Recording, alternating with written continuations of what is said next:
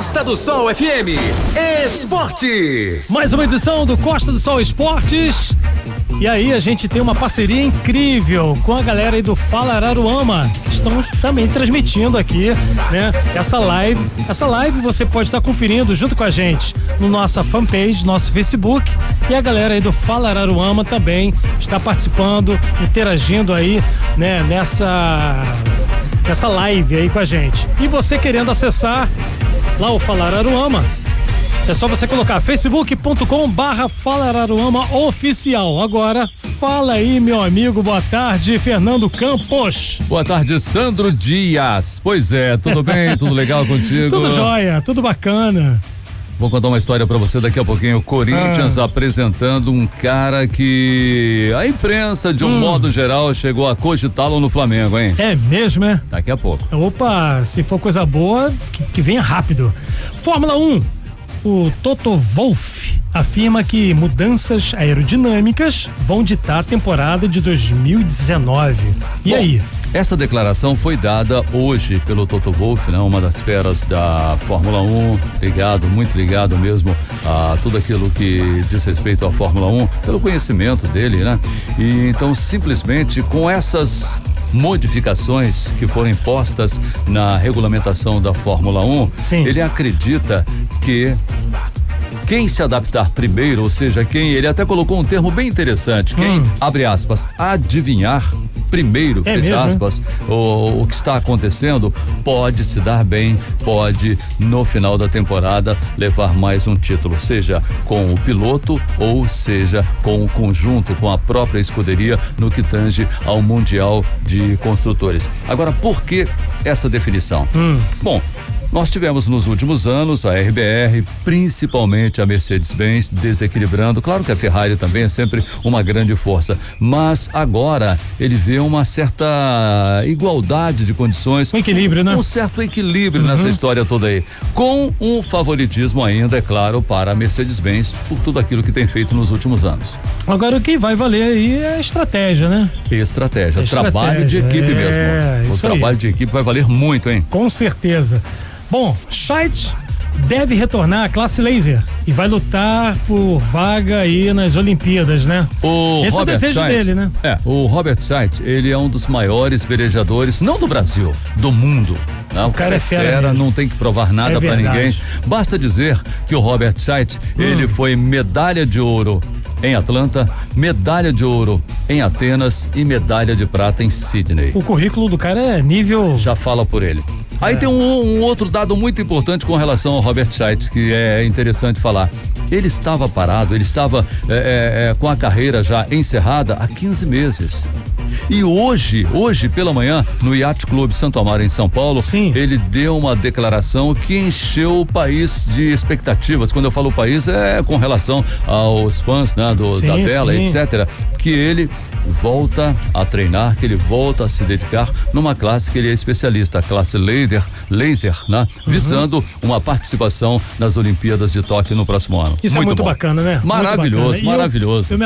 Eu me amarro no Scheidt, entendeu? Um cara também, muito tranquilo, bacana, muito focado, né? Focado, ele é um exemplo tanto dentro como fora do esporte. É verdade. Agora é o seguinte, deu um apagão lá, né? Deu um apagão lá na galerinha lá do Sub-20, Brasil da vexame no Sul-Americano Sub-20. O que aconteceu lá, Fernando Campos? Eu começo a me ater a um negócio muito interessante que acontece com alguns times e torcidas quando o time está muito mal e que a torcida lança aquele corinho vergonha, time sem vergonha. Pois e só piora a situação, né? Esse time do Brasil é muito, eu não posso dizer sem vergonha, mas parece que falta alma ao time. Falta sangue. Falta sangue ao time. Amor lá na ponta mesmo da chuteira. Exato, eu não vou citar nomes de atletas porque vai dar a impressão ou a falsa impressão de que a gente está selecionando atletas. Não, o time no todo é muito bom. Eu não sei se falta pulso para o técnico Carlos Amadeu, pode ser isso também. O time não corresponde dentro de campo. Agora, não é só essa seleção brasileira. Outras seleções de base do Brasil também decepcionaram, inclusive a seleção que tinha anteriormente o David Neres, que foi transferido para o Ajax da Holanda e que agora está na iminência de se transferir para o futebol chinês por outra fábula. Então o que acontece? É um time sem alma. Sim, tá me parecendo isso. Pô, conseguiu a façanha de perder ontem para o Uruguai pelo placar de 3-2. Já nos acréscimos, enquanto isso o Equador venceu a Colômbia por 1-0, né? Exato, o Equador venceu a Colômbia por 1-0, a Venezuela perdeu para a Argentina por 3-0. Com isso, entre os 6, ou seja, é um hexagonal, o Brasil é o último colocado. Só tem um único ponto em 3 jogos. E com isso, a seleção brasileira sub-20 corre o sério risco de não disputar o campeonato mundial sub-20, né? Que é uma grande vitrine. Agora, será que tá rolando aquela síndrome de, poxa, sempre lá no finalzinho lá do jogo, pá, toma um gol? Não acredito. Tem alguma coisa errada, principalmente com relação à vontade de vencer do time. Agora também. Qualidade o time tem. Agora também tem o seguinte, né, cara? Uma coisa é você ter uma equipe que tem aí valores individuais, né? Exato. Talento individual. Agora outra coisa é você ter um conjunto. Né? Exatamente, são valores individuais e nunca um conjunto. O Brasil tem um grupo, mas não tem uma equipe. Aí é a melhor forma de definir o time do Carlos Amadeu, que olha, não dá mais não, hein? Chega. Chega, né? Vamos ver se melhora aí. As desculpas são sempre as mesmas. Os argumentos são sempre os mesmos.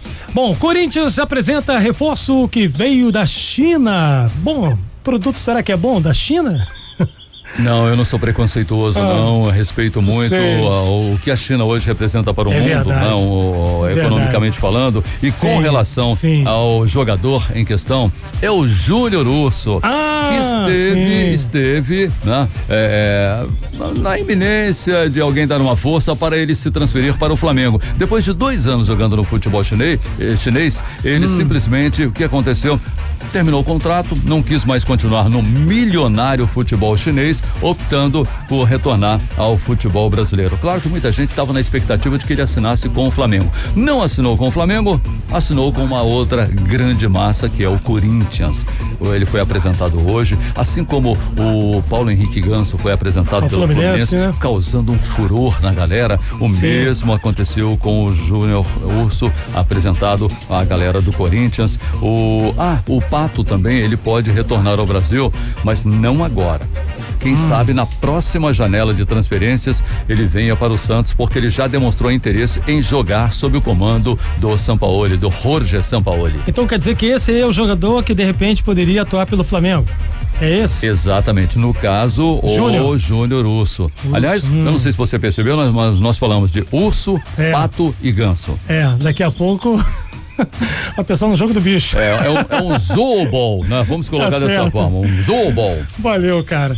Aí, próxima edição rola às 19 horas. Opa, logo mais, às 7 da noite, também conhecida como 19 horas, com a Leila Adriana. Tá certo. Fernando Campos, sempre um prazeraço receber você aqui no estúdio da Rádio Costa do Sol e até amanhã. Da mesma forma, e o cachê pegou onde, o cachê? Ali do ladinho ali, com o Luiz e Davi. Valeu, um abração, cara. Você ouviu? Costa do Sol FM Esporte. Costa do Sol FM.